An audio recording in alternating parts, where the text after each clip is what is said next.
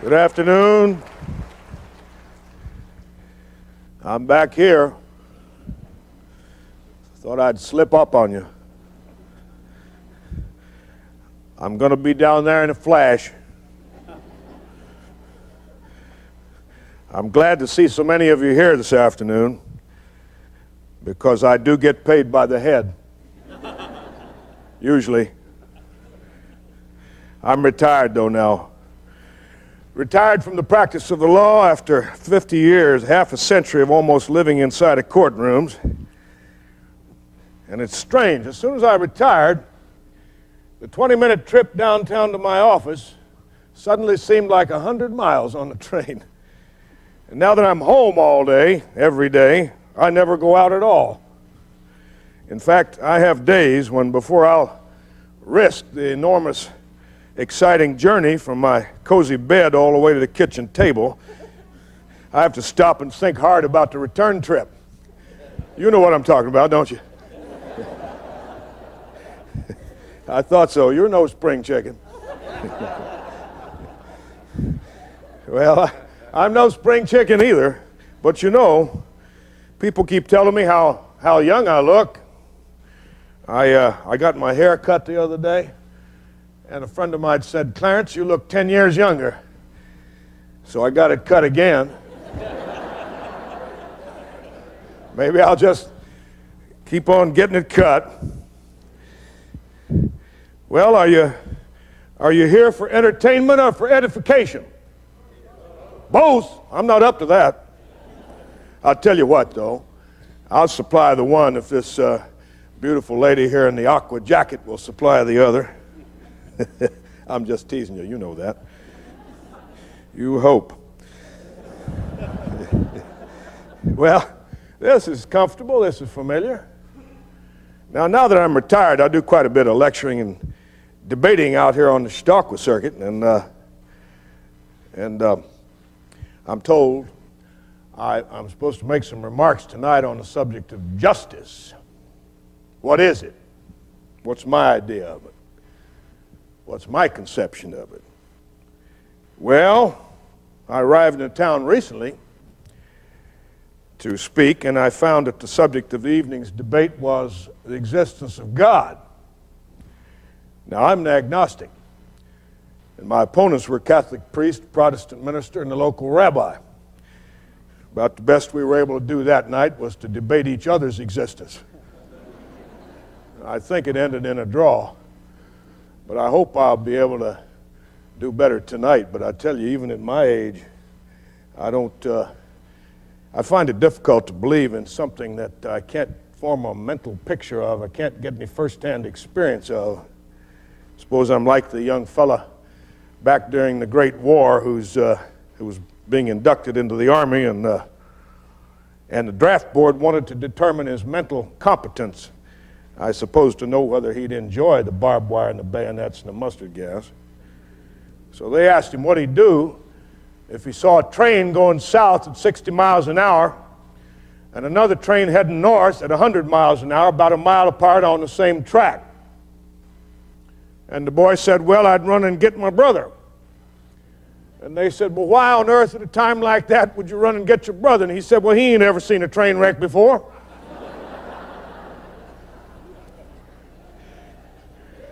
Now, some of you here may have heard that joke. That's an old story. But you see, talking about justice it'd be better to be talking about cause and effect, motive, conduct, than to talk about an undefinable, subtle quality like justice that we really know absolutely nothing whatever about. Might as well be talking about magic.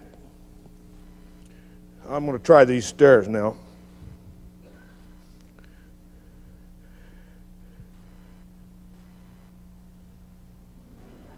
Well, that's absolutely the last athletic event of the evening. Oh, speaking of magic, I do have a magic trick. You want to see it?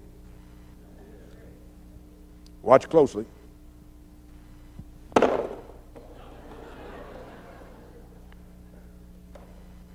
That's it. Sleight of hand. Very slight. Oh dear. Well, now I wish I knew the magic word to get rid of these things. Justice. Justice, what is it? Well, I'll take the negative view. Justice isn't that blindfolded statue up on top of the courthouse, holding a scale in her hands, trying to measure out each man's just deserts like a butcher weighing out a pound of beef. No, that's not it.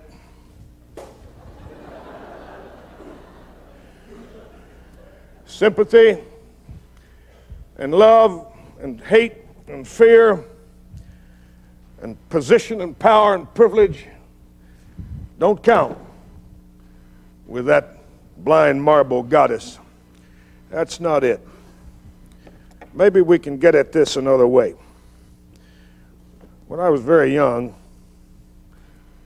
my father told me one story that has remained with me all these years. He told me about a murder that had been committed in his town when he was a young boy. Now, in those days, murderers were hanged, and they were hanged outdoors in broad daylight, and all of the people in the town were invited to see the act and all the gruesome details that went along with it. And this was an eager and a boisterous and an anxious assembly, each one of them pushing and crowding and shoving to be certain to be in at the moment of death. Well, my father managed to get himself well out in front of all the others, where he could watch the spectacle, he could see better. Then he saw the rope,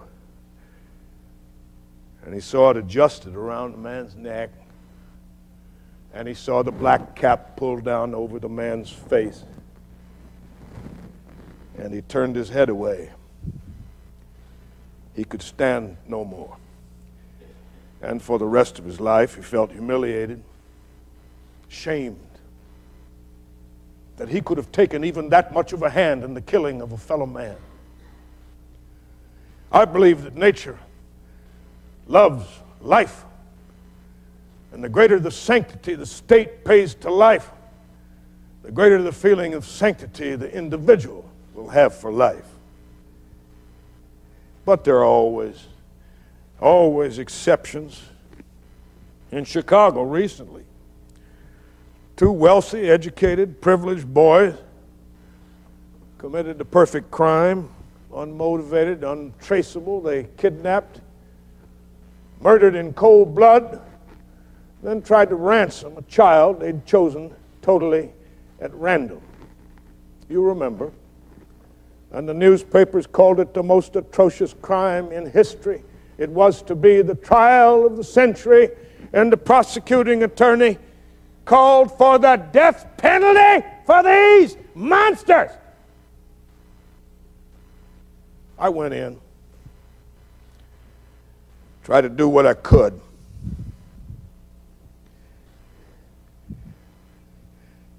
Why did they kill? Not for money, not for hate, not for spite. They killed little Bobby Franks the way they might have killed a spider or a fly for the experience. They killed because they were made that way. Because somewhere in the infinite processes that go to the making up of a boy or a man, something slipped. And now these two lost souls, Nathan Leopold, Richard Loeb, sit here tonight hated, despised, outcast with an entire community shouting for their blood. I've stood here for 3 months the way a man might stand at the edge of the ocean trying to sweep back the tide. But now I believe The wind is falling and the seas are subsiding, and I hope they are. But still I know that the easy thing to do and the popular thing to do will be to hang little Dickie Loeb, young babe Leopold, and that men and women who do not think will applaud. But more and more fathers and mothers are watching and listening and asking questions here, and not just about these unfortunate lads, but about their own children. And they will join in no acclaim at the killing of my clients. They will ask instead that the shedding of blood be stopped. But I know what they ask may not count. When the public gets interested and demands a punishment, the only one that they can ever think of is death. This court's been told that we come here today with a preposterous plea for mercy. When did any plea for mercy become preposterous in any tribunal in the universe? This court's been told that if these boys are hanged, there will be no more boys like these. But if these boys are hanged the morning after, every newspaper in Chicago and around the world will be filled with all the gruesome details of it. Will this make men better? Or will it make them worse? We cannot enjoy human suffering without being affected for the worse. Crime has its causes. Maybe not every crime has the same cause, but every crime has some cause. And people today, sociologists, criminologists, are seeking to find out those causes. But we lawyers, we go on and on and on, hanging and punishing and hanging, as if we thought that by general terror we could stamp out crime. If a doctor were called to treat a typhoid fever, surely he'd ask the patient, what kind of milk did you drink? What kind of water did you drink? And surely he'd seek to clean out that well so that no one else could ever be infected from that same source. But if a lawyer is called to treat a typhoid patient, he gives him 30 days in jail. And he thinks by that no one else will ever dare to catch typhoid. And if at the end of 15 days the patient's disease is cured, he'll be kept until his time is up. And if at the end of 30 days his disease is worse, he'll be released because his time is up. I don't know how much salvage there is in these two little boys. I don't know what they have to look forward to. Maybe when they're 50 or 60, we could release them back into society. I don't know, but what should be doing them a favor to tie a rope around their necks and let them die might be more merciful to them. But it would not be more merciful to civilization. It would not be more merciful to those of us who must remain behind. You may hang these boys, hang them by the neck until they're dead, dead, dead. But in so doing, you're turning your face to the past. In so doing, you're making it harder for every other boy who must, in darkness and ignorance, grope his way through the mazes that only childhood knows. We stand here tonight between the past and the future. I know the future's with you, but I believe it's also with what I stand for here tonight. I'm pleading for a time when hatred and cruelty will not control the hearts of men. I'm pleading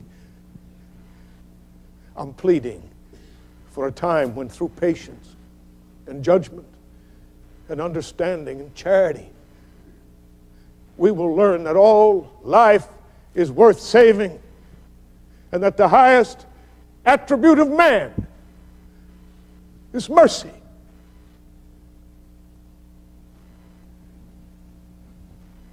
Mercy. Mercy.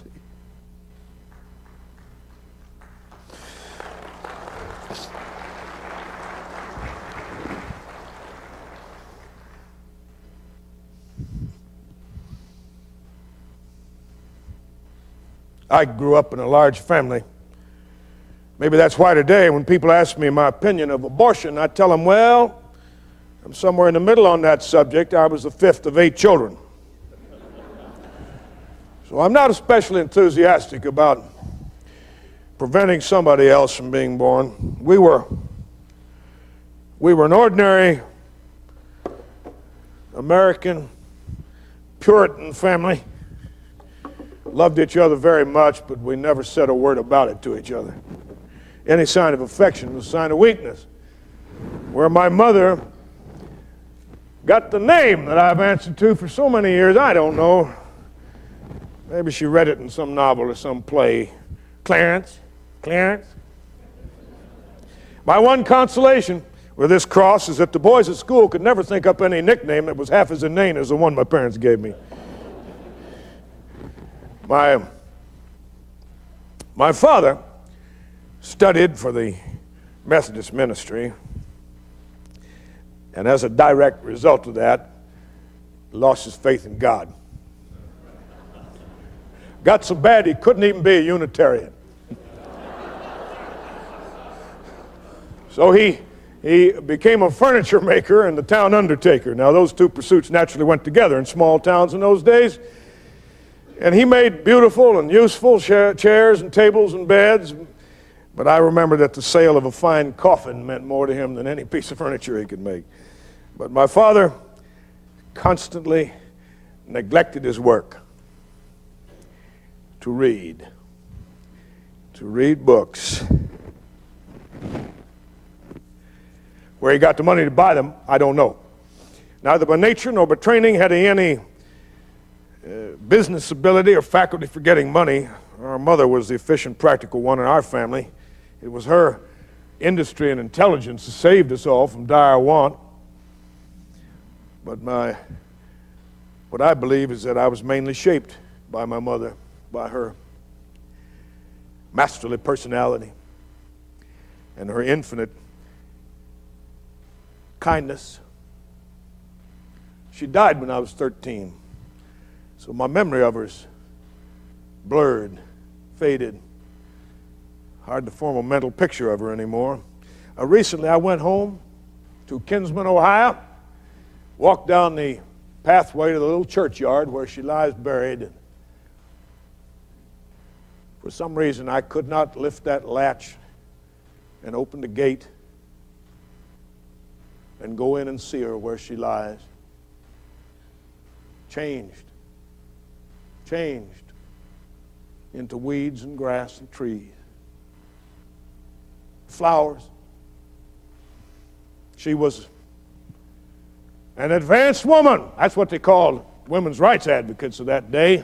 She it was, taught us children one day women would have equal rights with men. Can you imagine that?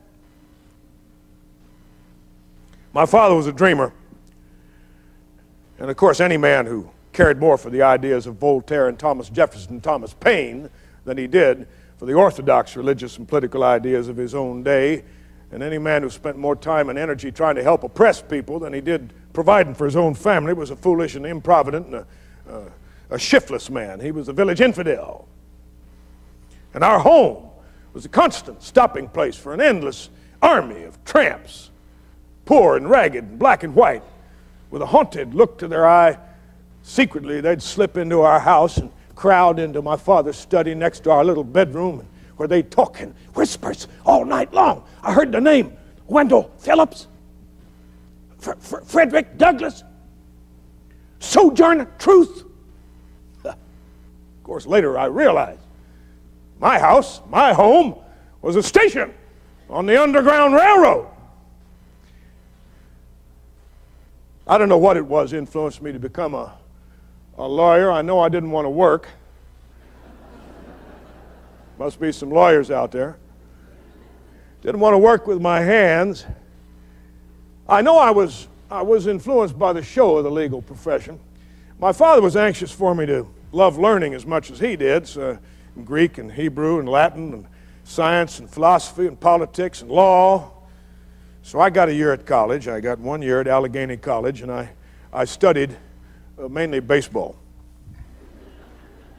Then the Depression hit, the one in '73, and I had to quit school and begin my education. Times were bad. Over in Massachusetts, Wendell Phillips had turned his attention from slaves and abolition to the problems of the working man. When I look out upon Christendom, and I see 300 million people, 1/3 of whom don't have enough to eat, then I say that any civilization that condemns 1 out of every 3 persons in it to hunger was not ordained from above, but from below, by greedy and sinful men. I knew civilization was in trouble because I had to go to work. I recall one story about a young fella applied for a job in the country school or in my town where I lived, and the school board naturally wanted to determine his moral qualifications before they gave him the job, so they asked him if he believed the earth was round or flat. Poor fella needed a job so badly, he said, well, I can teach it either way. After teaching for a while, and helping my father, I made a few chairs and tables and no coffins. My generous brothers and sisters insisted I quit trying to teach myself law around the family dinner table every night, and they got together and they scraped together enough money to send me to law school for 1 year at Ann Arbor. And then I worked for a year in a lawyer's office before I got up enough nerve to take the bar exam. But you know, in those days, a committee of lawyers examined you for admission to the bar, and they were all good fellows, and they wanted to help you through. Can you imagine that? Nowadays, the lawyers' union is about as eager to encourage new competition as the plumbers' union, and the American Medical Association. Well, I passed. So did everybody else that day. I got excited. I ran home, told my father the good news. He was delighted and probably surprised.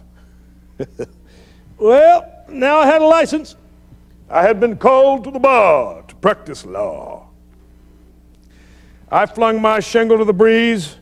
I took a small office.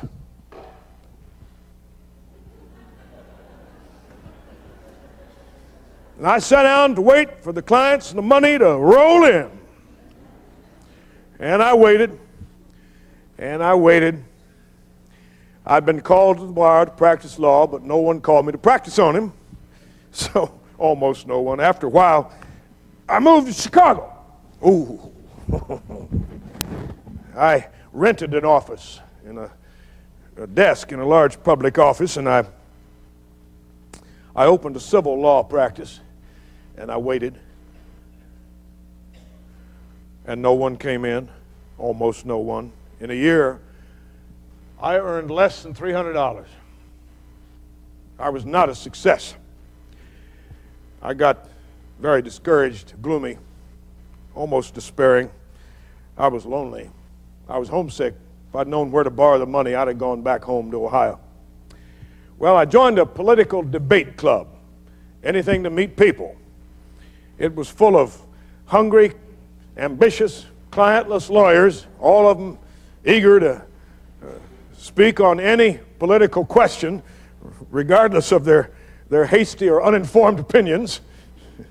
But you know, my father directed my education, so I knew something about political theory and economics, but he'd also insisted that I never speak unless I had something worth saying. Well, that was absolutely the wrong approach. In this case, I mean, you had to speak up or you'd lose your turn. and I did speak up, and you had to shout to make yourself heard over the general hubbub. And one day, it was election year, and one day a group of Democrats came to the club and asked for someone to talk for them in the city. I'll do it! I volunteered. even though I had absolutely no illusions whatsoever about the Democratic Party. I figured it'd be a good practice forming sentences and talking on my feet and thinking on my feet. So I went out to all the various wards around the city of Chicago to speak, and to my great surprise, I was a big success. I had the advantage. Nothing was expected of me. But I grew to like it.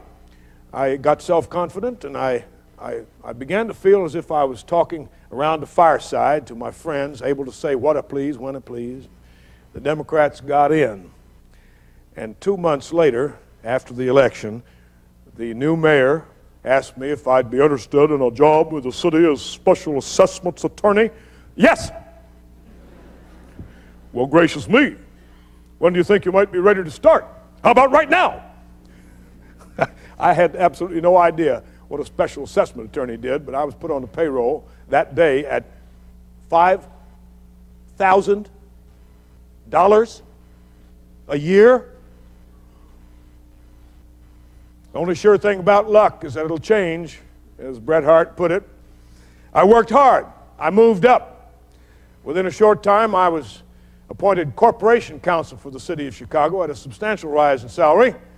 My job was mainly defending the city against claims against it, often by the railroads. And in that job, I worked with the state officials, and now I met a great man, the new Democratic governor of Illinois, a German immigrant named John Peter Altgeld, the only courageous politician I've ever known. He was a radical. He was a liberal. He was a visionary. He became my mentor, my teacher, my friend. I used to go down to his office in the city just to sit down and listen to him talk. Is a child responsible for what it is taught? Do we create our desires, or do we just do our damnedest all our lives to fulfill them? What are the natural rights of man?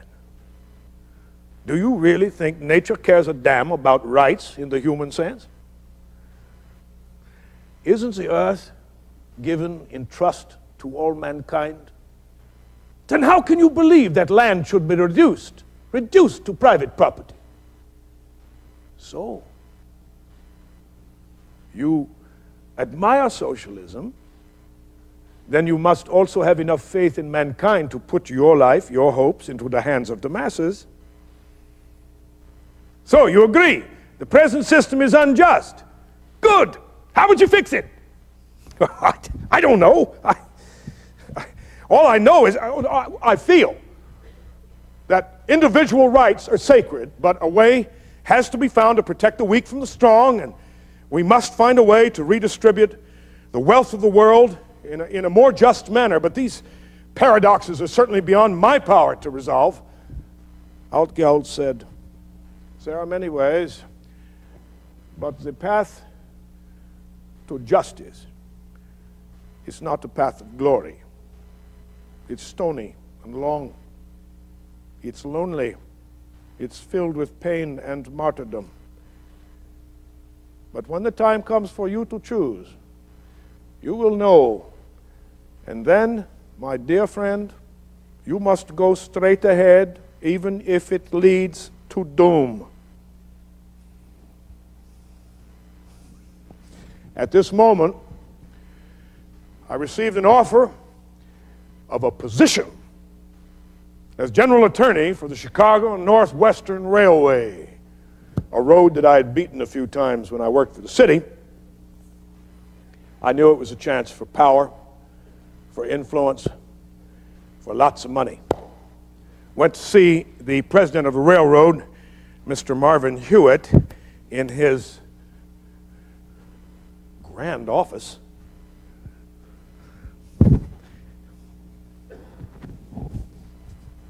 Mr. Hewitt, sir, I think I ought to tell you, my general views on life make me unfit for this job. Well, yes, sir, I'm a radical. Yes, I'm a known radical. You didn't know that? You don't give a damn what I believe as long as I defend your railroad as well as I have the city of Chicago. I see. What a fair man. I took the job. I was now earning a small fortune. I was making more than the President of the United States, and no income tax. The wealth of the world was being redistributed in my direction. Of course, I was very happy.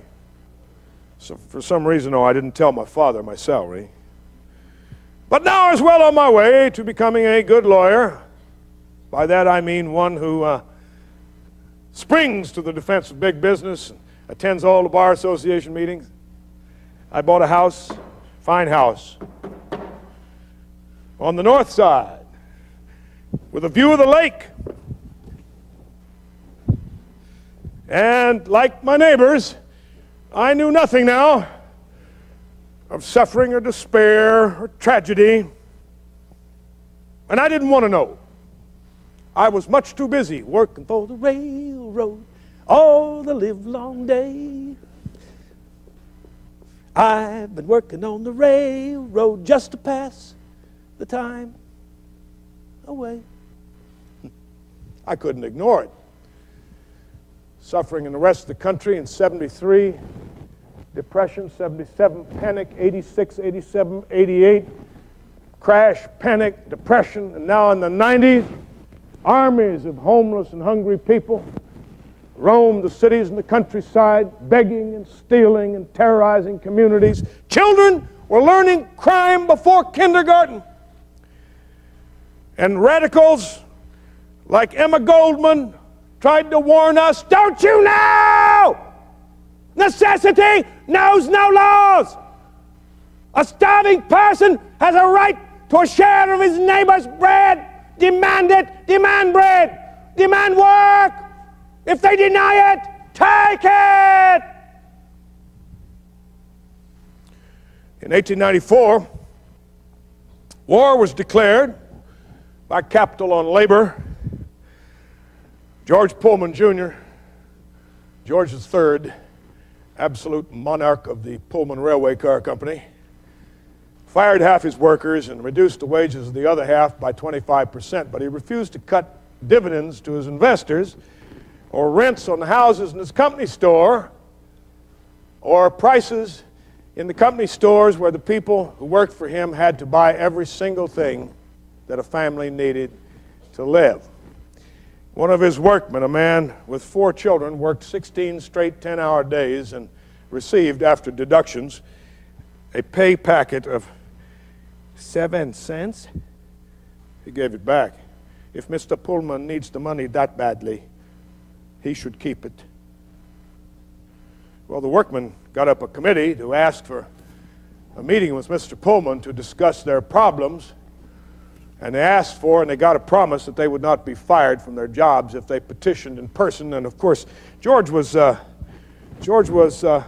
to leave with his family on an extended golfing vacation. But, well, of course, he consented to meet with his children and hear their complaints. Mr. Pullman,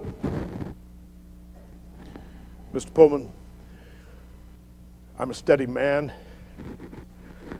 My wife's a saving kind of woman, but on what you pay, we can't afford the necessities of life.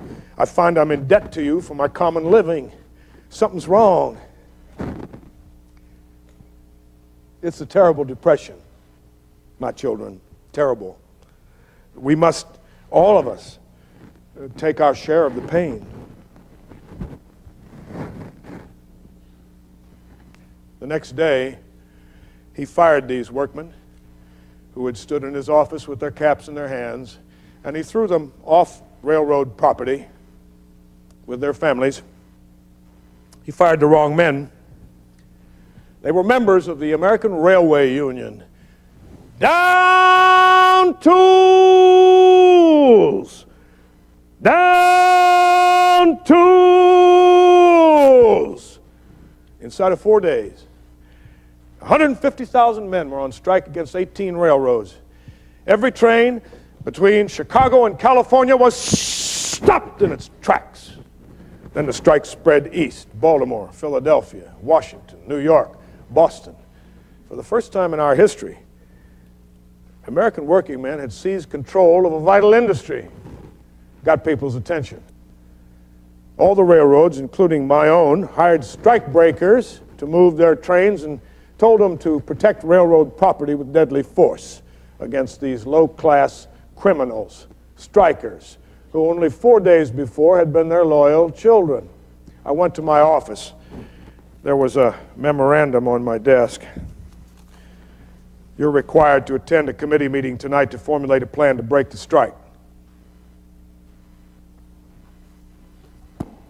There was also a message on my desk from Governor Altgeld.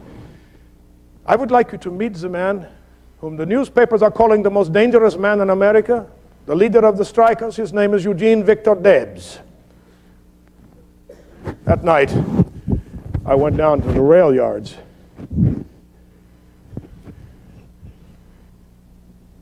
Hundreds of rail cars had been overturned and were burning, but there was no violence. It was quiet, like the eye of a hurricane. Out of the drifting smoke stepped a very tall, very lean man wearing a neat wool suit, silk bow tie, and a fresh flower in his buttonhole, and his eyes were very sad, very dark, like Lincoln's. Good evening, Mr. Darrow. I'm Gene Debs, the devil incarnate. By now you know the federal government has an injunction against us. We're enjoined from striking. We're enjoined from persuading anyone to strike, from forming a relief committee, from talking to any other unions. We're enjoined to sit down and shut up and give up, and 150,000 families are out in the cold on my responsibility. And our government seems to be content to let these men and their families be at the mercy of the employers they're striking against. But I will defy this injunction and hope to fight for the union's rights in court. John Altgeld tells me that you are an unusual man. You're a lawyer with a feeling to help oppressed people. Oh, Mr. Debs, I work for the railroad. My duty's to the road. I mean, how can I follow you? I don't want you to follow me. If you're looking for a Moses to lead you out of the capitalist wilderness and into the promised land, you better stay right where you are. If I could lead you in, someone else could lead you out. Mr. Darrow, you must choose for yourself. But I cannot abandon these men. I've ridden thousands of miles in freight cars. I've dropped off into deserts and snow drifts to organize these men. While there's a lower class, I'm in it. While there's a criminal element, I'm of it. I hope these hands are paralyzed. I hope I go blind if I ever do fail these men. Remember, Lincoln said, freedom before profit, the man before the dollar.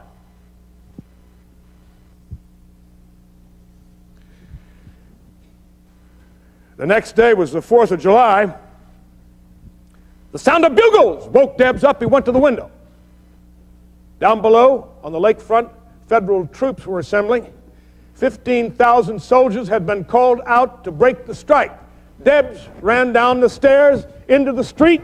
You soldiers, listen, listen. The first shot you fire at the people gathering here today will be the signal for a civil war. It'll be a rebellion of the working people of this country, 90% of us against the 10% who own everything. If you march against us, they'll own you too, as they would own us all. But this is Independence Day. It's the 4th of July. Independence Day. Throw down your guns. Throw them down. Join us. Join us. The soldiers were ordered to fix bayonets and push back the unarmed strikers who were facing them. Debs tried to stop them. I appeal to you. Be men. I appeal to you. Be men. Be true men. Conduct yourselves as men. The only enemies we have are those who use force and violence against us. Our cause is just. The people are with us. There's nothing to fear. There's nothing to fear. The soldiers followed orders. They killed 25 people, including children, and a pregnant woman who was bayoneted where she lay on the ground.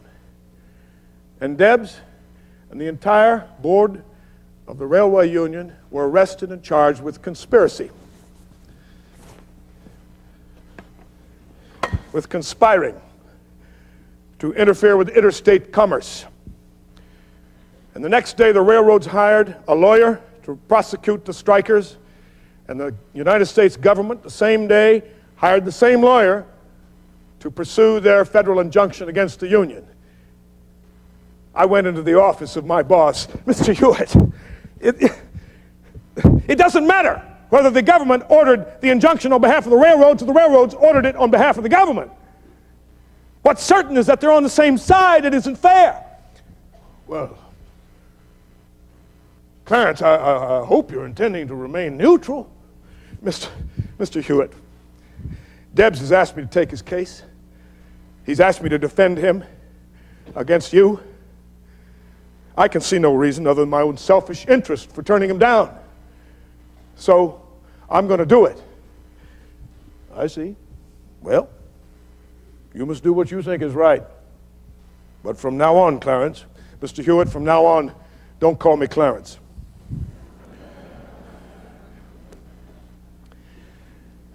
If a boy should steal a dime, a small fine would cover that offense. He could not be sent to the penitentiary. But if two boys agree to steal a dime, they could both be sent to the penitentiary as conspirators. These conspiracy laws have gone so far that they can never be changed unless by a general protest of men and women against the spirit of tyranny. And if there be any citizens still out there interested in preserving their liberty, let them look to the conspiracy laws of the United States of America, which have grown in the last 40 years until today. No one's liberty is safe. We won the criminal case. But the federal injunction, tried on the same evidence, was upheld. We appealed to the Supreme Court and lost. The strike was broken, the union destroyed, its members blackballed, and Debs was sent to prison for trying to help his fellow man. There is no other offense ever visited with such serious penalties as seeking to help the oppressed. Well, I went to visit Debs in prison. He was in a cell with 6 other ordinary criminals. One of them was a simple mountaineer from the South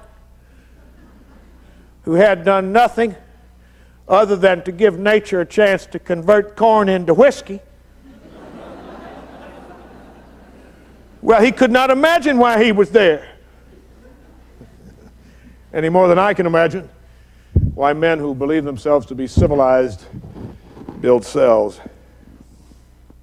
Debs had refused a pardon, refused any special attention, privileges, while there's a soul in prison.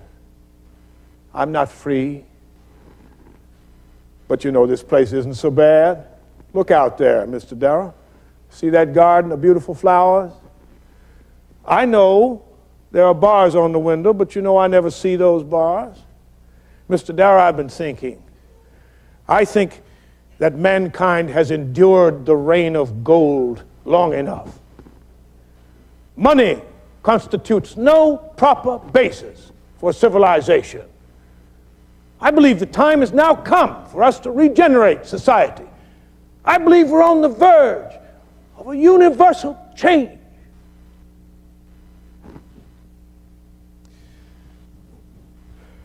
There may have lived sometime, someplace, a kinder, gentler, more generous man than Eugene V. Debs, but I've never known him.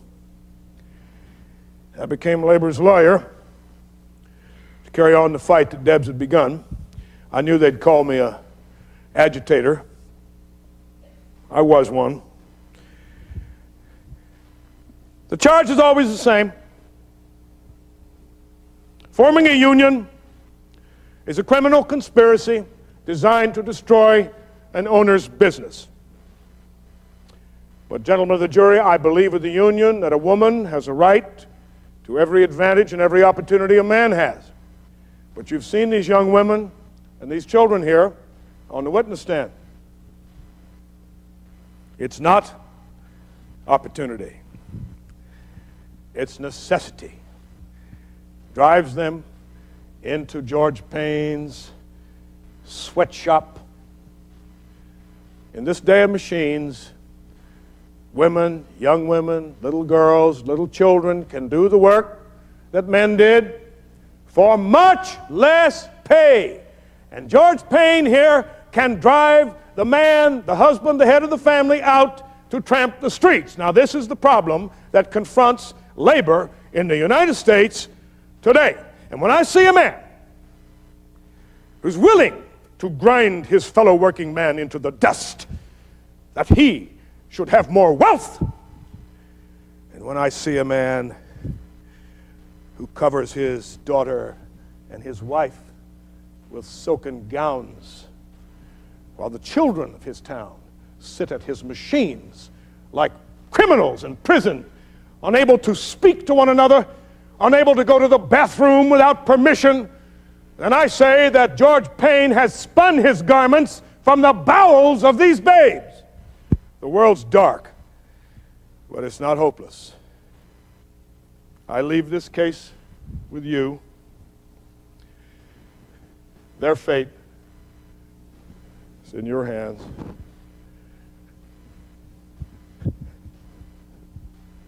We got a union! Doctor,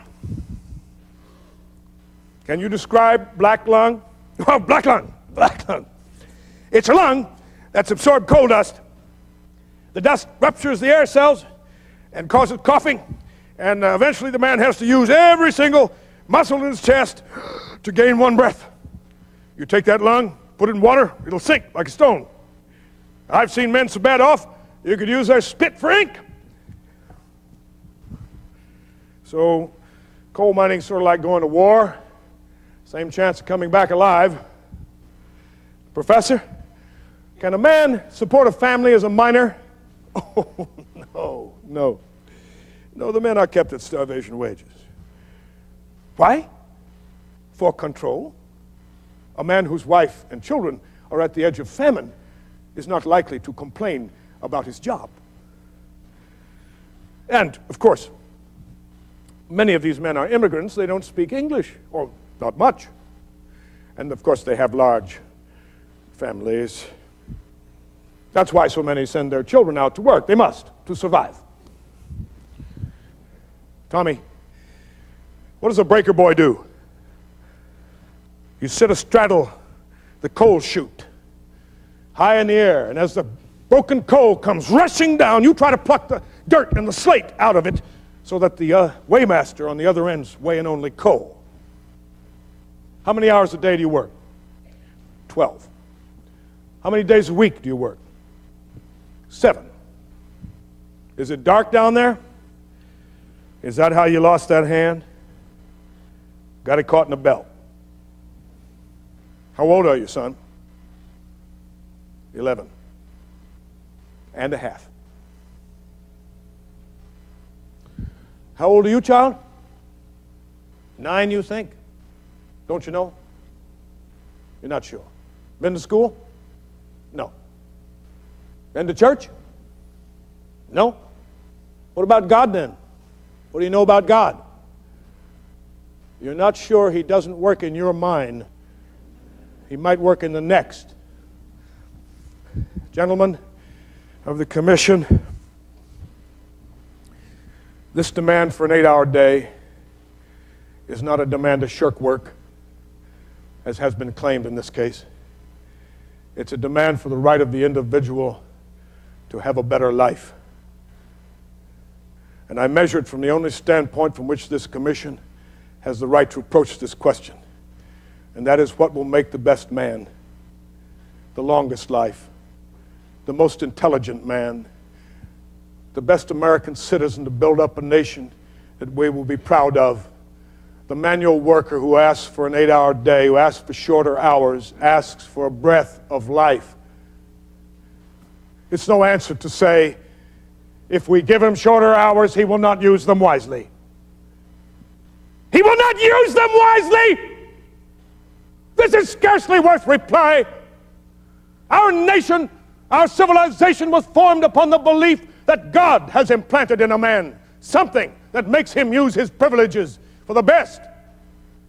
Despite his weaknesses, despite his imperfections, there is in a man some divine spark that makes him reach upward and upward for something higher and something better, and he will use it for the best.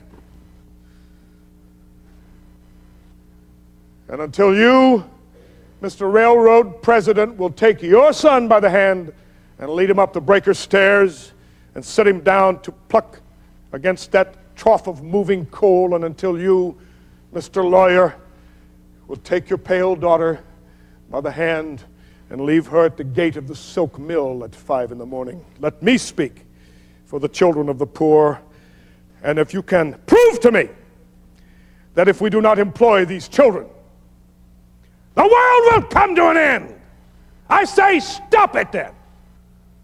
The human race is wrong. We better get rid of this civilization and start over. No! We will never go back to the past. We will learn.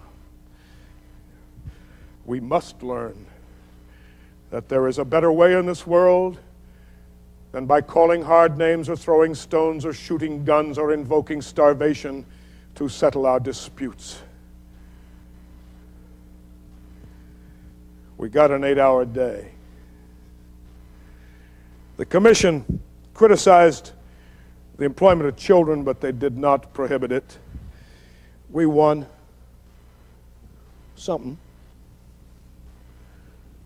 Ladies and gentlemen, any of you ever go on strike? I didn't. I'm not brave enough. And I suppose if we lawyers got up and went on strike for 8 hours a day and $3 a day in wages, the sentiments of the public probably wouldn't support us. And I don't know any lawyers who would risk starvation for themselves and their families for a cause. So a strike's a serious thing. And I don't believe any man has a moral right to break a strike. You know, I don't care what his legal right is. No man has a moral right to work when that work reduces the living standard of his fellow man. Scab's always been hated, always will be hated. I don't use that word because I like it, because I approve of it. I use it because it's the word commonly in use to describe a man used by capitalists to destroy the rights and hopes of the American working men. William D. Haywood here is on trial for his life. He's charged with murder. He's charged with killing the governor of Idaho who broke a strike, using soldiers and scabs and betraying the promises of the working men and women whose votes put him in office. And if Bill Haywood is either guilty or is innocent, if he's guilty, I have nothing more to say for him. And I don't claim he's an angel. Look at him. He's a one-eyed radical. He's a socialist. He's a dangerous man. He's no angel. But you don't hire an angel to fight against the mine owners and the Pinkerton detectives and the power of wealth. You don't hire an angel to fight a man and men who believe that the Constitution was made only to be obeyed by the poor. And you know, I don't believe I could find a jury anywhere in this world that would not know that labor unions have stood for the rights and the privileges and the freedoms of the human race, and that to destroy them would be to send us all of us, back into slavery. And other men have died, men and women and children have died for this cause, and Haywood's no better than the rest. He can die. You can hang him. You can hang him. But it's not for Bill Haywood alone I speak. I speak for the poor and the weak and the weary. I speak for that long, long line of men and women and children down through the past who have borne the labors of the human race. It's their eyes on you 12 of Idaho tonight. And in the mills and the factories and down deep in the mines tonight, thousands upon thousands of men and women and children are going to get down on their knees and they're going to beg their God to guide your hearts to a verdict of not guilty. They are stretching out their helpless hands to you in mute appeal for the life of Bill Haywood. Not guilty! Not guilty! Not guilty! And the verdict split the country in two. On the one side, ferocious joy. On the other side, bitter hatred. And now the time came when I had to make a choice. A choice between the right cause and the wrong way to win it. Between death and life.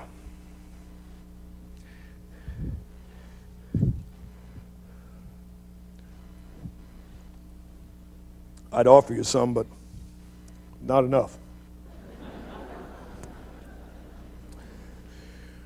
I believe in the working man. For 30 years, I've fought for him, given him the best of my abilities. Every pulse beat of my heart, but it's because I believe in his cause. But I don't say the working man is always right. I know he's sometimes wrong. I know he's sometimes corrupt and cruel. And he's often unreasonable and unjust.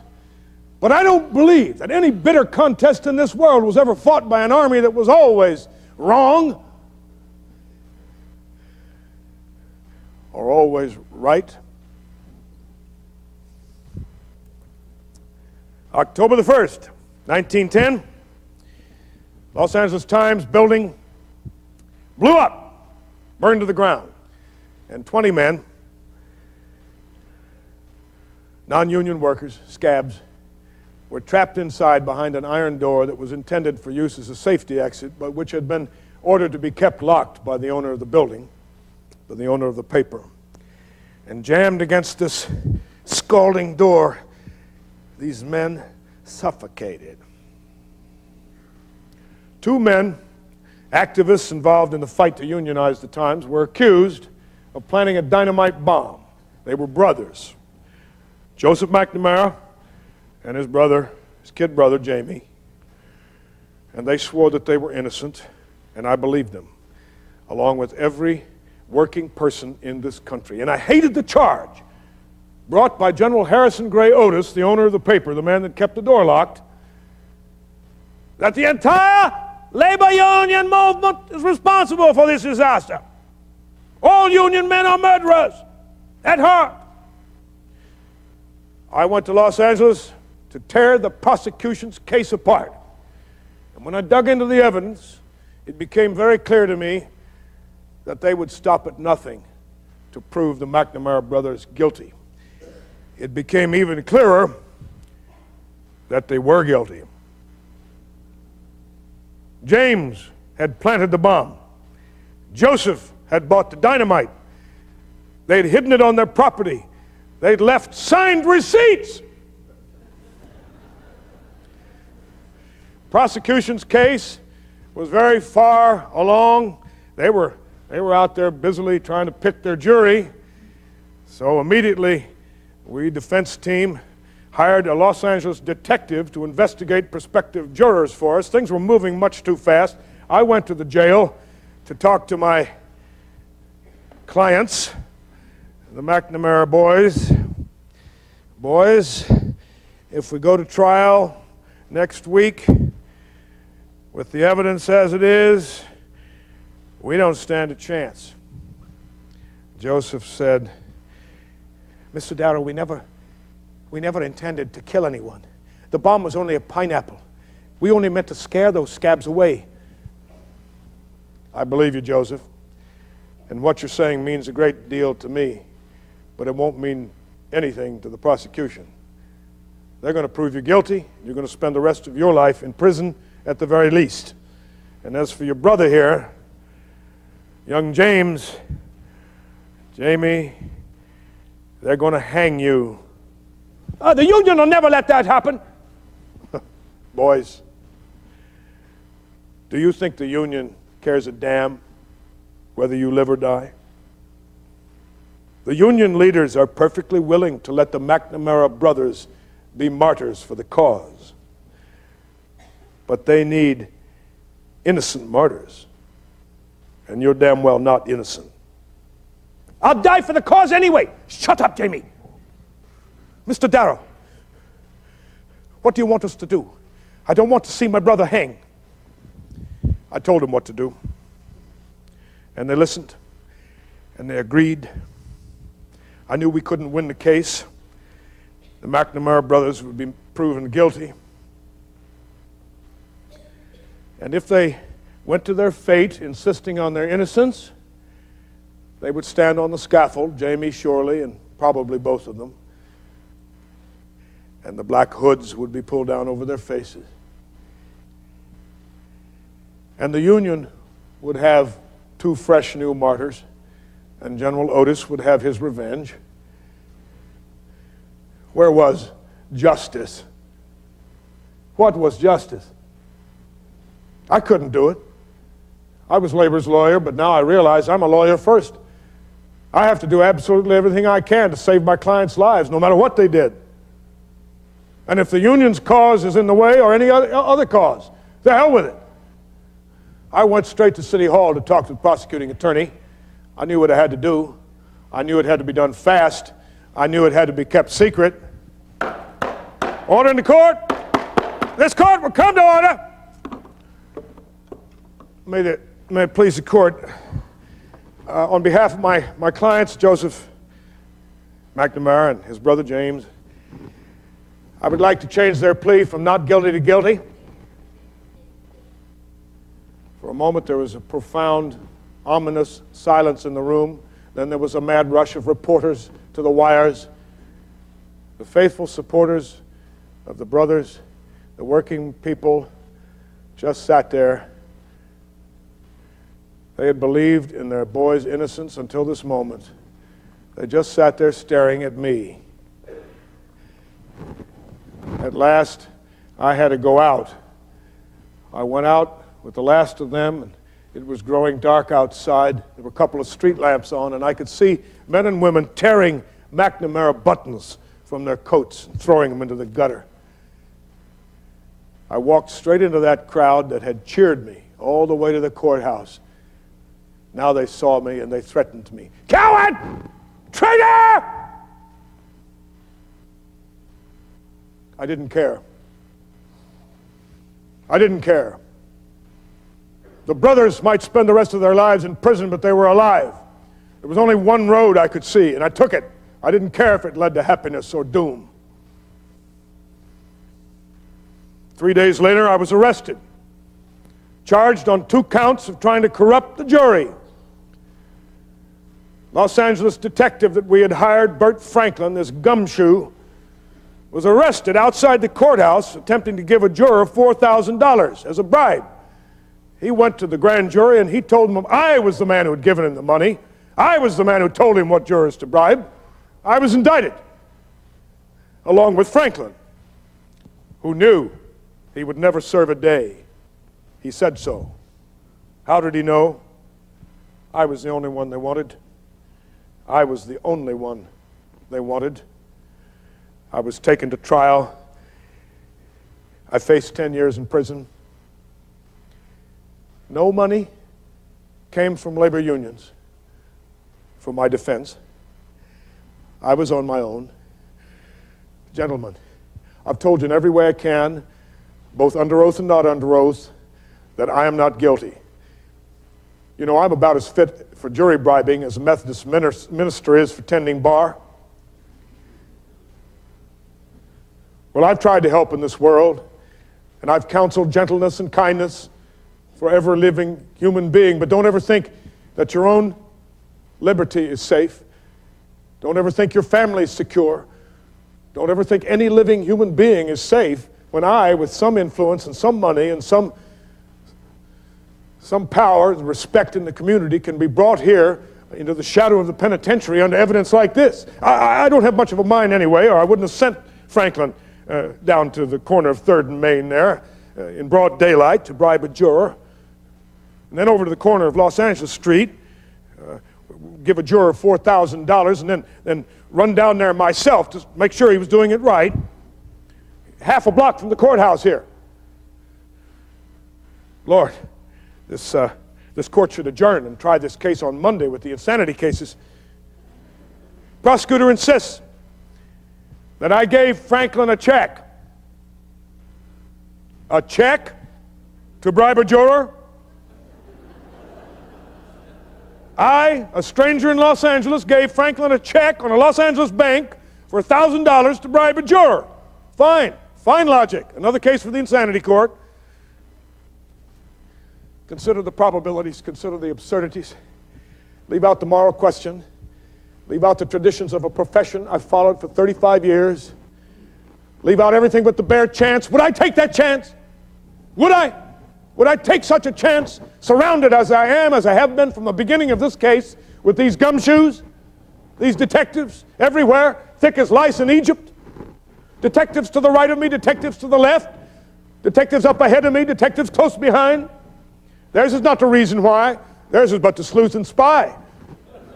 Detectives, noble detectives everywhere. There's not much else to say, but I want to say something to you that I don't think will find favor with you, but I must say it anyway. The bombing of the Los Angeles Times building was a social crime.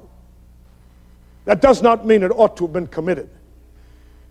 It means it arose out of social conditions for which the McNamar boys were in no way responsible. And until we get down to the fundamental causes of these conditions, these things will happen. They will happen over and over again.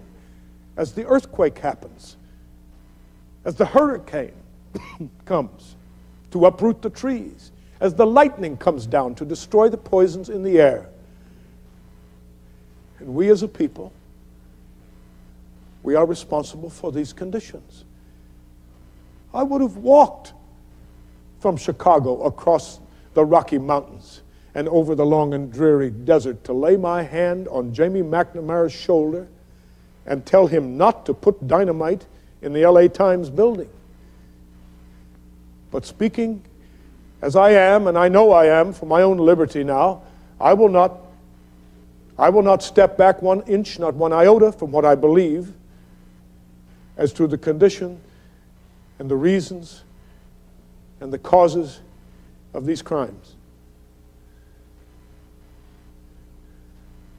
The jury was out for what seemed like 10 minutes. They took 3 ballots so no one could accuse them of undue haste.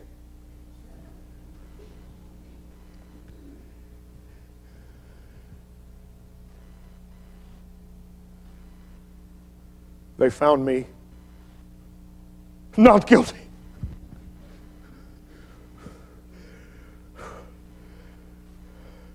I was so tired, anxious, ill.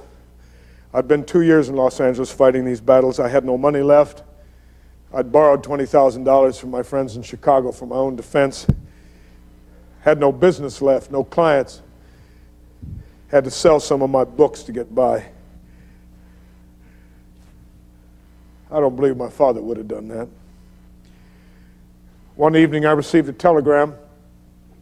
I still remember it, word for word. Clarence Darrow, Los Angeles, California.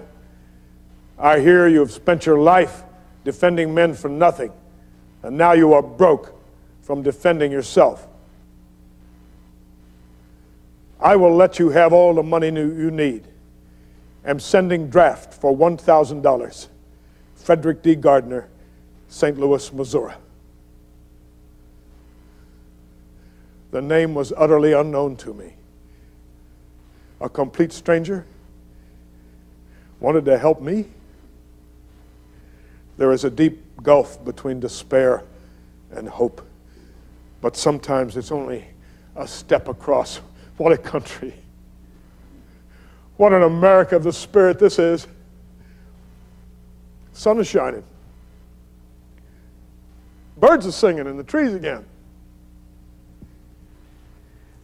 I just need a short recess. Why don't you take one yourselves?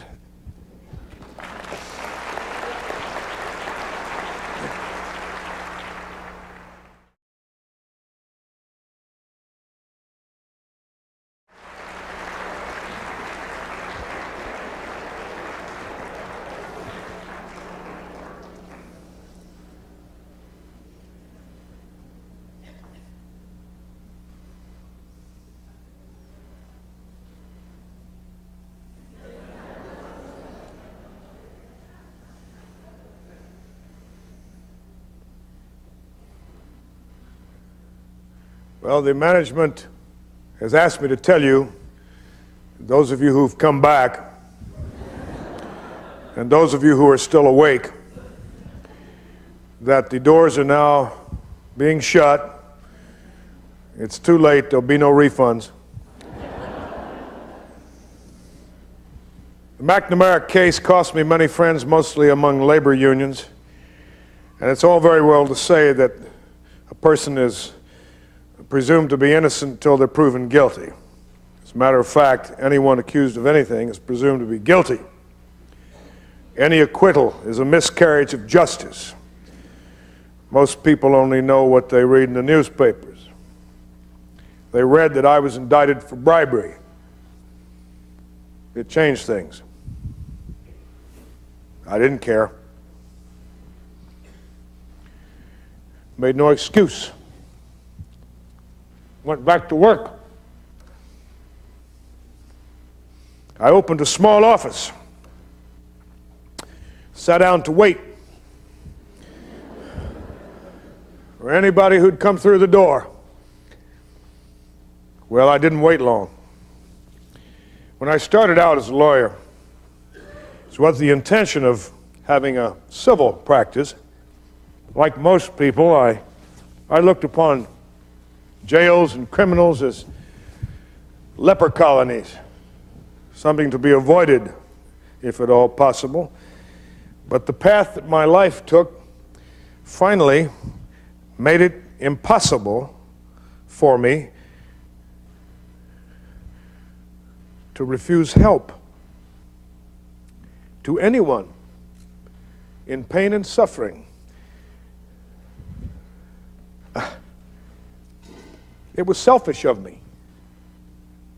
If I was able to relieve someone's suffering, I felt better. I was able to relieve my own suffering. And of course, the criminal courts and the jails are always filled, always full, not with lepers, but with the poor. And they found me. What should I do? Lock my door against them? No. I swore off smoking several times. These 20 communists have been arrested and charged with advocating the overthrow of the government of the United States of America by force. All 20 of them. Prosecuting attorney says that the Communist Labor Party seeks to control industry. Is there any reason on earth why the poor should not control industry if they can? Why should these people be sent to jail for seeking to make a conquest of the power of the state? Every political party in this country is trying to do exactly the same thing. The Republicans, right now, are doing all they can to make a conquest of the power of the state. Everything they can do to make a conquest of the power, the Republicans are doing. And when the Democrats were out, they tried it. And when they were in, they tried to keep it. And my client's policy is just like theirs, only they believe that they would use it for the benefit of the working man. Gentlemen and ladies of the jury, I'm not going to argue to you these defendants' ideas are right or wrong. I'm not bound to believe them right in order to defend them. You're not bound to believe them right in order to find them not guilty. I don't know whether socialism or communism will work or not.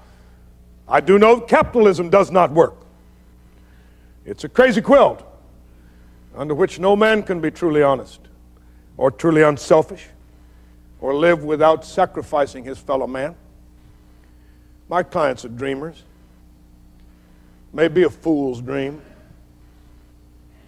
to believe that mankind can ever be anything but wolves seeking to tear each other apart.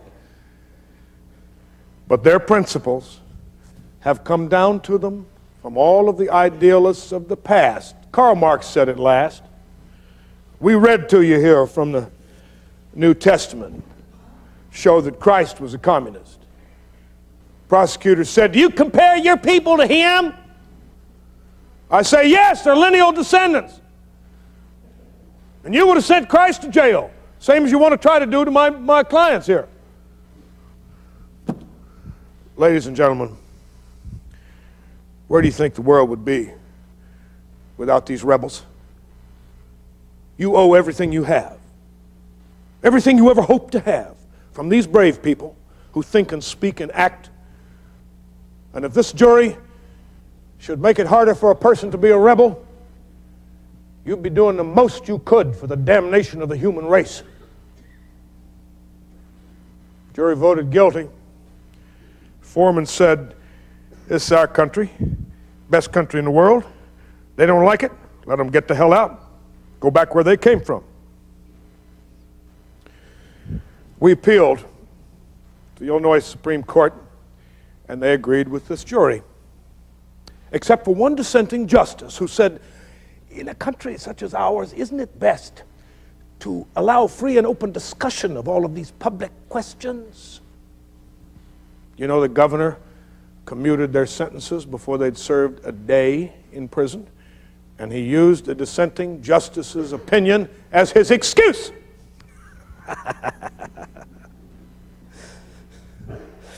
Well, after I read John Altgeld's book on prisons and prisoners, my country ideas of crime and criminals changed completely. I was invited to the Cook County Jail to speak to the prisoners. I told them what I honestly believe about crime. I don't in the least believe in crime. No such thing as crime, as the word is generally understood. You people are in jail not because you deserve to be, but because of circumstances entirely beyond your control. All right, all right. Good men on the outside will say, I'm telling you things that will harm society. They'll tell you to be good and you'll get rich and be happy. All right, all right. We know that nobody gets rich by being good. That's why so many of you are in here. You tried to get rich some other way. Only you don't do it as well as the people who are still on the outside. If every man, woman, and child in this world had a chance to earn a decent, honest living, there'd be no more jails, there'd be no more courts. Yeah, there'd be no more lawyers either. And there should be no more jails. They don't accomplish what they pretend to accomplish. They terrorize nobody. And if we'd wipe them out, there'd be no more criminals than there are now. A jail is only evidence of the lack of charity of the people on the outside who build them and fill them with the victims of their greed. All right, all right. My friends were horrified. Clarence, these theories may even be true, but you should never have told them to criminals in the jail. I said, all right, I agree that there are people on the outside, some of them, who will commit crimes just to be doing them, like Mr. Rockefeller. But even he should not be sent to prison, but to a mental institution where he could be studied and treated. When I was young,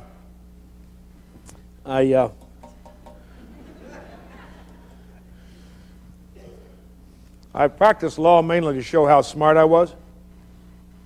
I was like the young lawyer in the book we read in law school called The Art of Cross-Examination. This young counselor is defending a man charged with biting another man's ear off in a fight.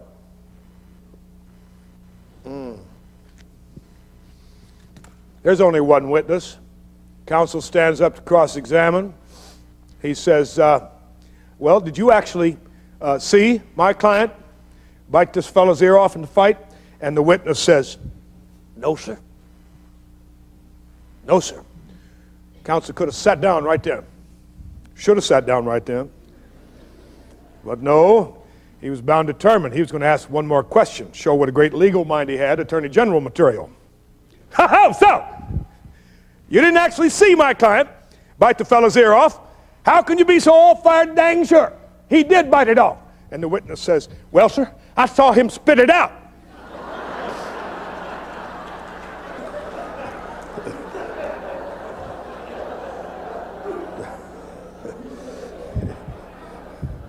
Well, I was learning as I went along. I had to learn how to pick a jury. Prosecution, of course, wants jurors that will convict on circumstantial evidence. Defense wants jurors who feel, who are human, who can put themselves in the place of the defendant. They're trying themselves. Catholics are good. They love music and art. Give them a chance. Never take a Presbyterian. Get rid of him with as few words as possible.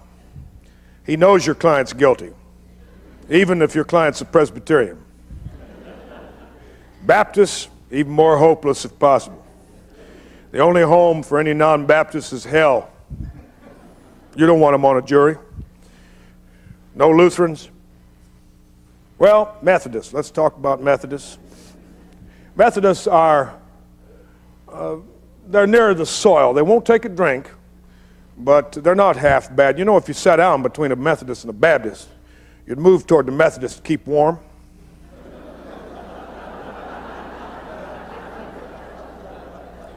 No Lutherans, no Scandinavians. Keep all Unitarians, Congregationalists, and Jews. Don't ask them any questions. Just keep them. I'm not sure about Christian Scientists. I don't know much about them, but they're awfully serious. I wouldn't experiment.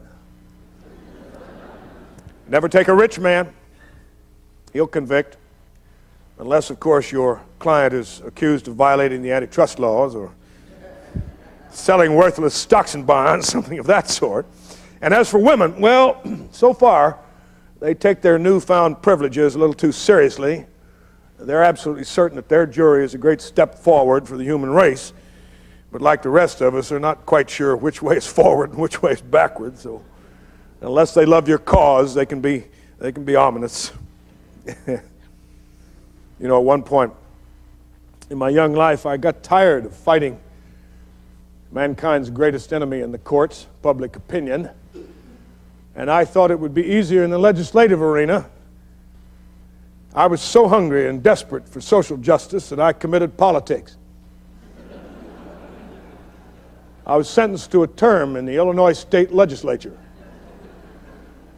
Here's how the legislature worked, or what they called work. They opened every session with a prayer, and then they looked around to see who they could hold up. There were the usual bills introduced to punish the people who lost the last election. When I refused to go along, I soon learned that the very first thing that anybody elected to any office gives up is his independence. Any independent legislator fights for what he believes is right, can get nothing done. Oh, you can kill a bill, but you can't get one passed. Well,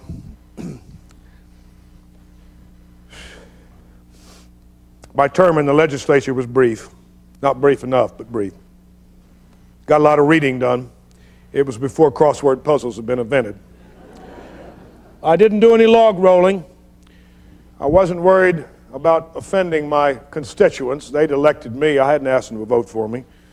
I didn't make any promises. And I must say, I didn't want a second term, and at the next election, they respected my attitude. I'm naturally on the negative side in all debates. Does free will exist? Negative. Only thing I ever saw had free will was an electric pump I had on a summer vacation once. Every time I wanted it to go, it'd stop. And then when I wasn't paying any attention to it, it'd start up again. The only thing I could think of was free will. Courtesy to women, I'm against it. Why? Because equal's equal. Women are not equal. I'm like Walt Whitman. I wouldn't tip my hat to a woman or get up and give her my seat on a streetcar. The political democracy of the world has stopped with men, and with white men at that. As far as the economic independence of women is concerned, that's still a far-off dream. You know, women still let men pay them for their independence in theater tickets and Valentines and candlelight dinners and tipping their hat to them in public. If I was a woman, and I truly believe myself equal to a man, I wouldn't accept such paltry and debasing bribes. Capital punishment? I'm opposed to it. Why? Just this.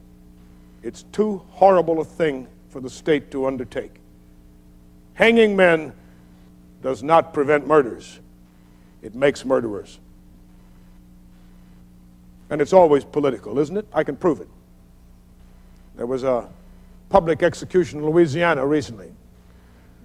Poor condemned man said to the deputy sheriff told a condemned fellow, said, the state allows you 5 minutes for your last words. Do you have anything to say? Poor old fellow said, well, no, Mr. Sheriff, I don't have anything to say. Why don't you just go on and get it over with? And do you know, a fellow jumped up in the back of the audience and said, Mr. Sheriff, if he doesn't want those 5 minutes, I'd like to have them. I'm a candidate for Congress. Politics, probably a lawyer.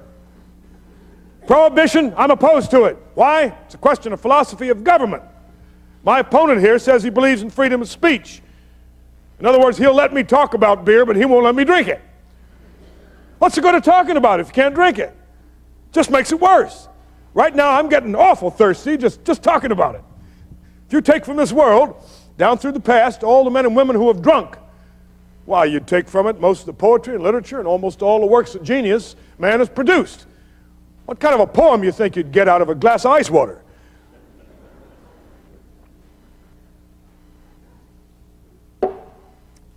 I blame my father for my attitude problems. He's the one that taught me to question rather than to accept. He's the one that taught me that fear of God was not the beginning of wisdom. It was the end of it. With advice like that, how could I have ever stayed on the right path? No wonder I ended up down in Tennessee defending a monkey. Scopes trial, first time in my life I ever volunteered my services as an advocate, and I did it because I knew going in that the trial was a joke.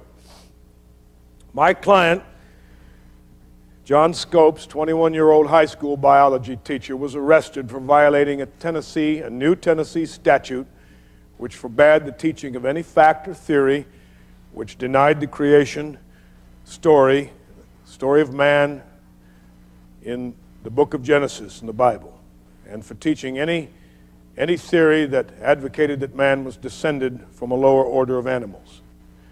This was a silly law, a senseless law, because even at that same moment, every school in Tennessee, every school, was teaching that the sun was the center of the universe, and that the earth orbited around the sun, and that the earth spun on its own axis, and that this rotation resulted in night and day.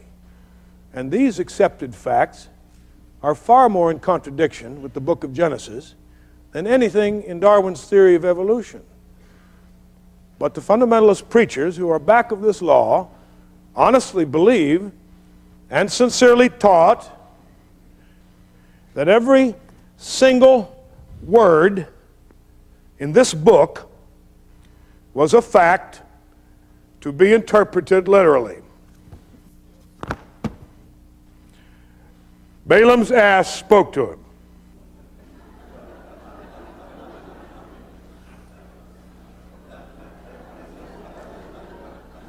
Probably in Hebrew. Now, many asses have spoken down throughout the past, and no doubt some of them have spoken in Hebrew, but they have not been that breed of ass. I call William Jennings Bryan.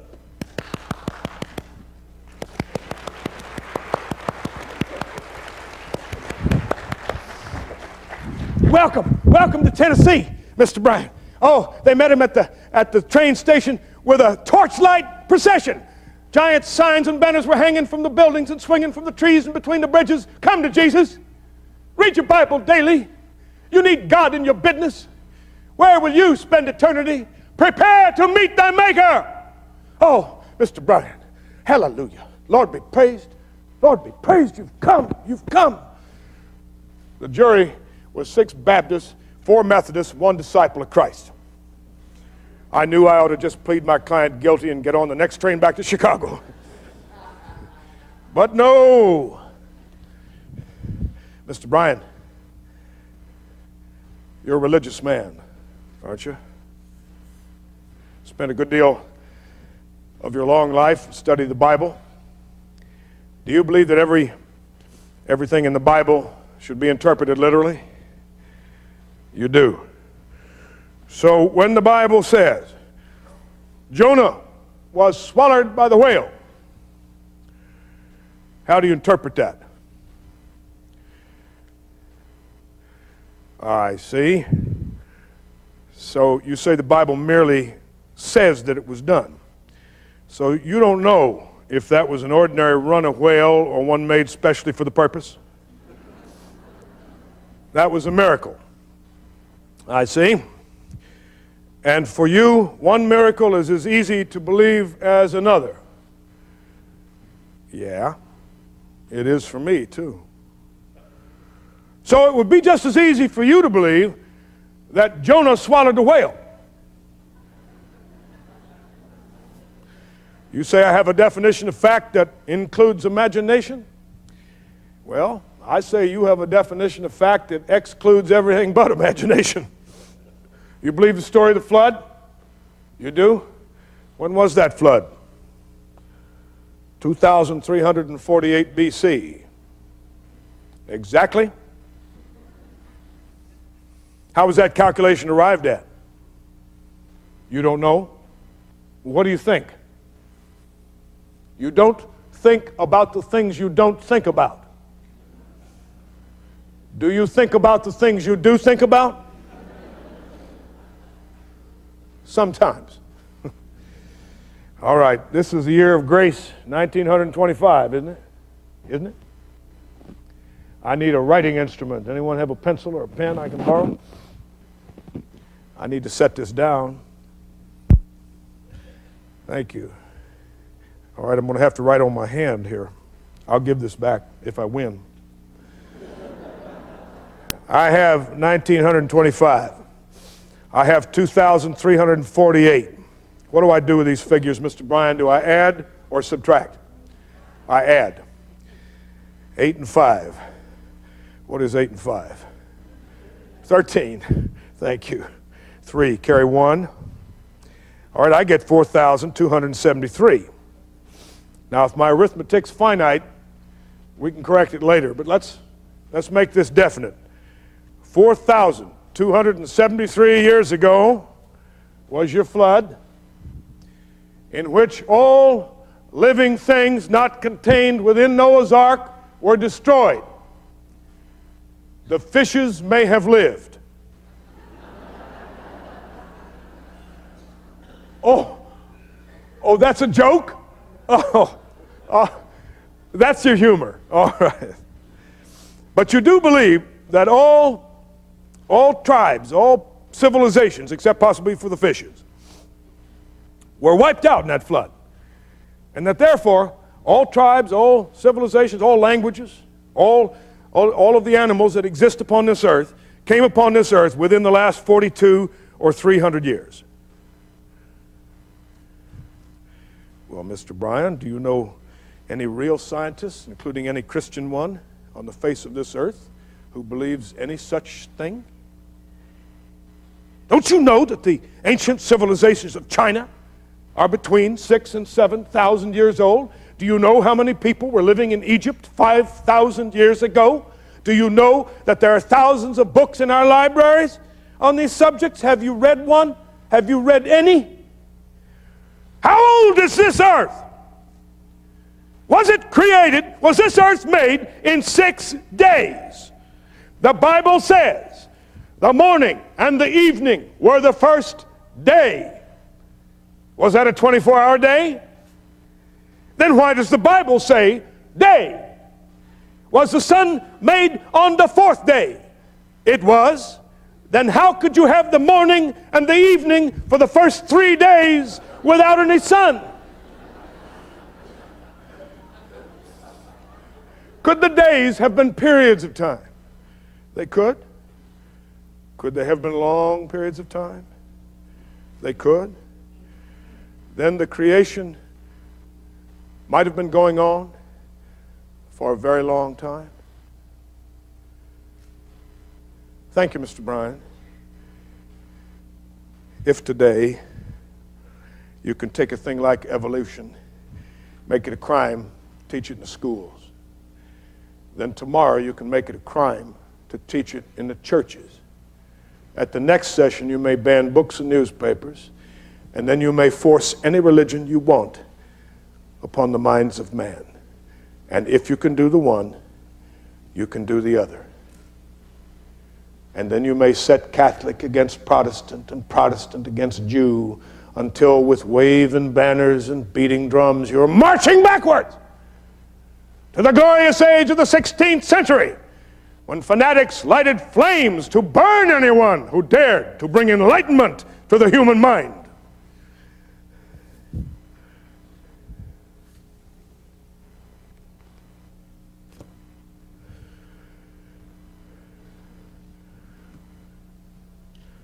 Bryan came down to Tennessee to prove that he was the master of his fate, the captain of his soul. He found out he wasn't even a deckhand on a rudderless wreck.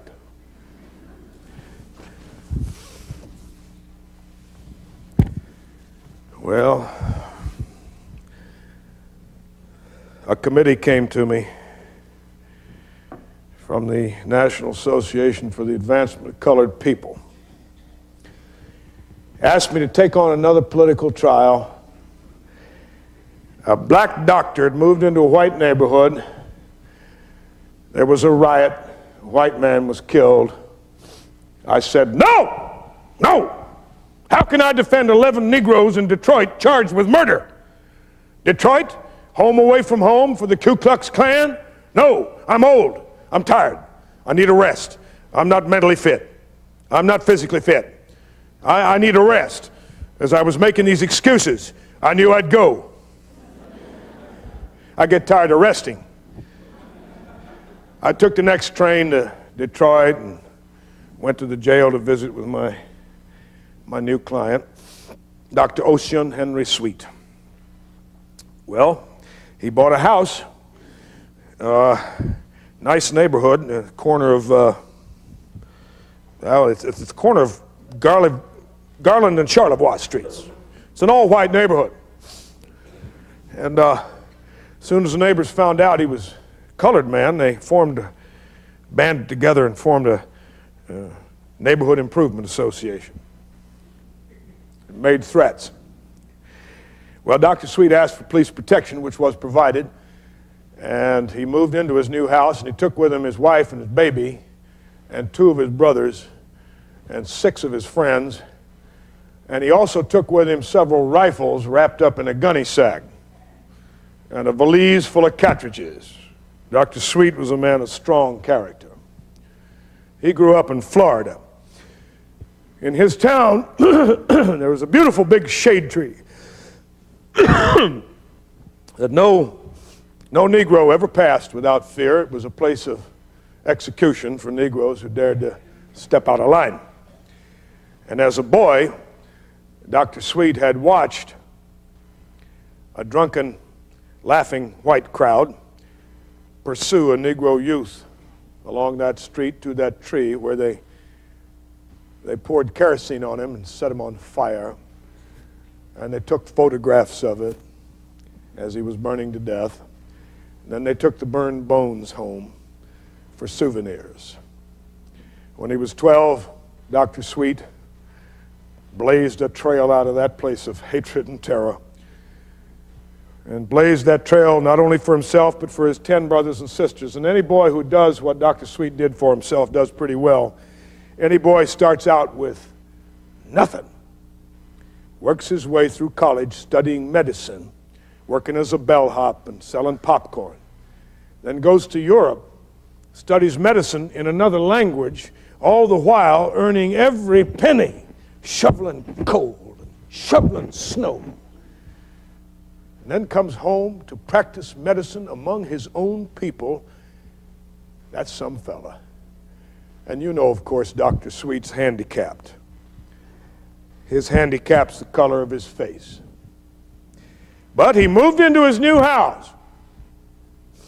First night, a crowd gathered. They made some noise. That was all. Well, they threw a couple of stones, 2 or 3 brickbats. That's all. Enough. The next night, the crowd grew larger, more boisterous. The woods were on fire. Better get in quick. Dr. Sweet was coming. Now there was a mob out there to improve the neighborhood. 500 or 600 or 700 people milling around outside that little house, yelling, throwing things, cursing. You think it was enough? The people inside that little house did. They turned the lights off and they left them off all night, and the men inside the house stood next to the windows with guns all night long. Early in the morning, a taxi cab drew up, pushed its way to the curb, and 2 men got out. Here's more niggers! Get them! Get those niggers! No, there's a nigger woman in that house. Let's rush the house, get that woman, drag her out here. The men ran for the house in a hail of stones, which hit the house and smashed the windows and broke the door.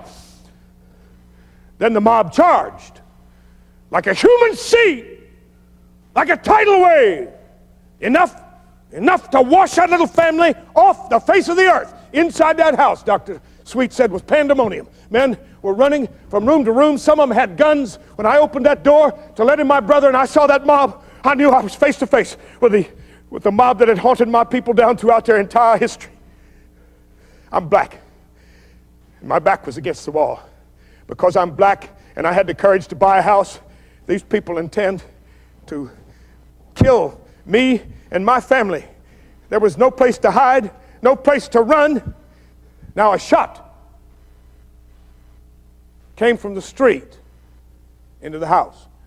A policeman in the crowd began to shoot into the house. Now shots came from the house into the street where a white man was killed, Leon Briner. Now the mainly ornamental police did something. They rushed that house, disarmed everyone in it. They arrested them. They charged them with cold-blooded, premeditated murder in the first degree. They took them downtown in a wagon where they were separated, interrogated. They were beaten. When they tried to use a telephone to call a lawyer, their request was denied. Negro lawyers tried to reach them, tried to get through to them, were denied access. Every legal right these people had was violated. So, why do I think I can get a fair trial here in Detroit? Because I don't believe that anyone wants to be prejudiced. But I need to find out.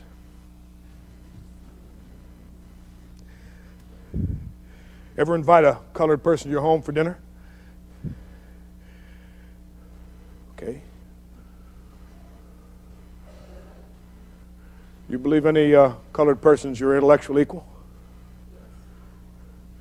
What about your superior? Any colored person your superior?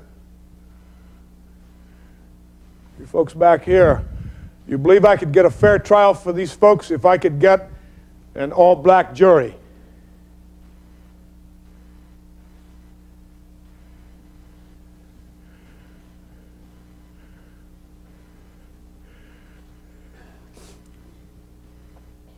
Make yourself black for just a little while. Don't worry, you can wash it off, won't hurt. They can't, but you can. Do you think you could ever forget you're black? Do you think you could judge these folks the way that you would like to be judged?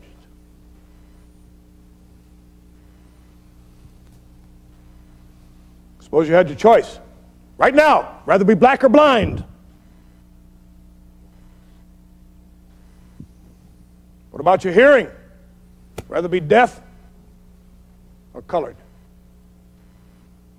Rather have a leg cut off by a streetcar or have colored skin?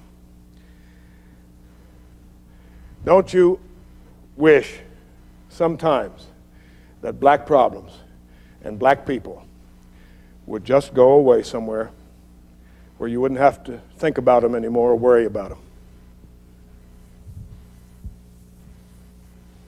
All right, ladies and gentlemen, now it's up to you.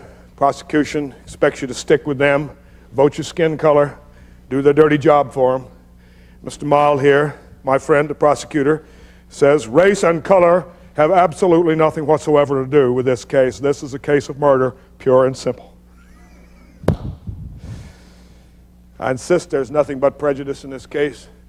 Let's reverse it. 11 white men shoot and kill a black man while defending their home and their lives and their wife against a mob of angry blacks. Nobody in this country would dream of having them indicted. They would be given medals instead. Now, I know what I'm talking about, and so do you. So 11 colored men and 1 colored woman are in this indictment to be tried by 12 whites. Every one of you is white, aren't you? At least you all think so. We don't have 1 colored man on this jury. We couldn't get one. One was called, but he was disqualified. So 12 whites are trying blacks on race prejudice. And you needn't tell me you're not prejudiced, because I know better. We're all of us prejudiced. We're prejudiced against a man's race, against a man's color, against a man's politics, against someone's religion, sometimes against their gender. We're prejudiced against the way a person walks or talks or dresses or looks. We are all of us nothing but a bundle of prejudices. You can take a man beginning with a child and teach him anything you want, and he's not responsible for it. My only hope with this jury is that you will be honest enough and decent enough and strong enough to lay your prejudices aside in this case and judge it as you ought to. Now, what happened here? The truth is, between 500 and 1,000 people gathered in the schoolyard outside this little house and listened to a speaker who called upon them to drive this little family violently from their home, and law officers of this city stood by and did nothing about it. Aren't you glad you're not black? You deserve a lot of credit for not choosing black skin. Anyone who's black deserves to be killed. No. I say that any American citizen has a right to defend his home against a mob, an angry mob. And before that mob sets foot on his property, he has a right to kill, even if he's black. When a man senses it's time to defend his life and his family, he has a right to act. That's the law in every English-speaking country. A man's home is his castle, against which not even the king may enter. For weeks now, I've watched these tense black faces as they've looked to you 12 whites, knowing that the hopes and fears of an entire race are in your keeping. Their eyes are fixed on you. Their hearts go out to you. Their hopes hang on your verdict, on their behalf, on behalf of this great country and this great city, which must face this problem and face it fairly. I ask you, in the name of progress, in the name of the human race, return a verdict of not guilty.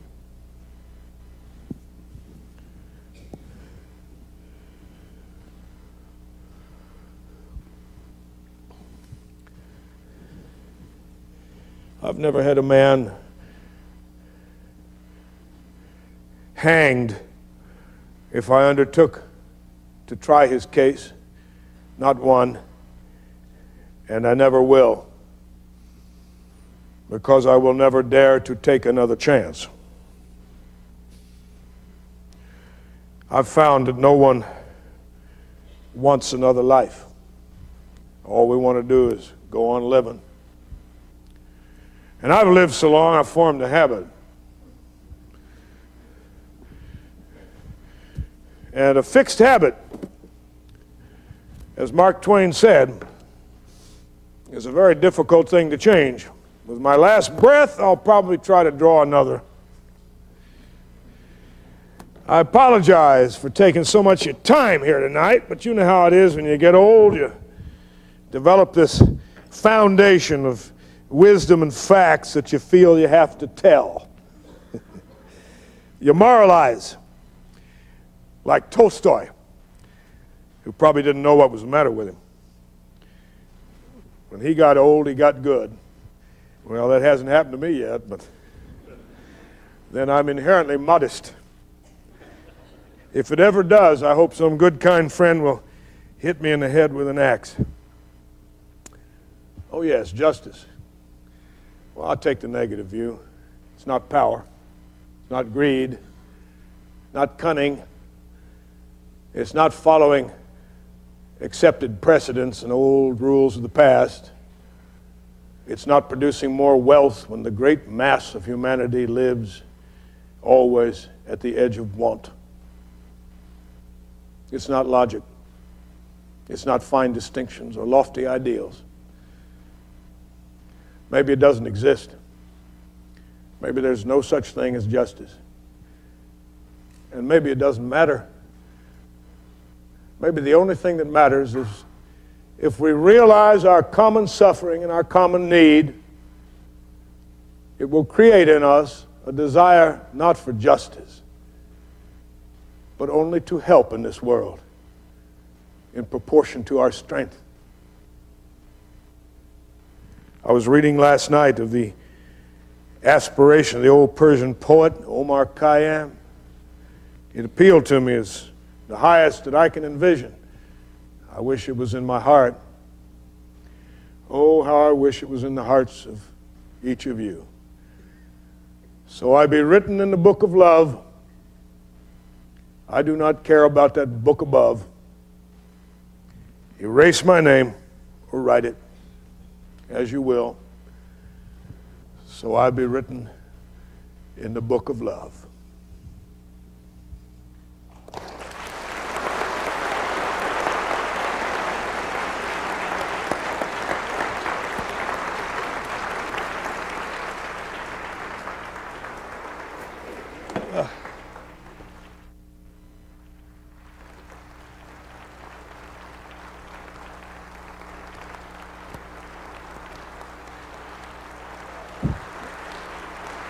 Thank you.